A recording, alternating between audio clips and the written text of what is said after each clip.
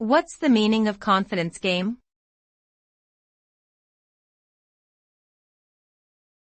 Confidence game.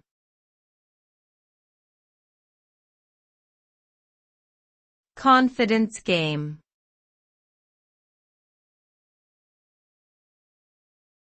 Confidence game.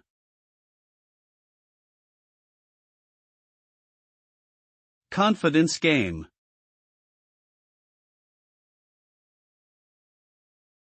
A confidence game is a type of scam or fraud that uses deception to gain the trust of a victim in order to steal their money or personal information.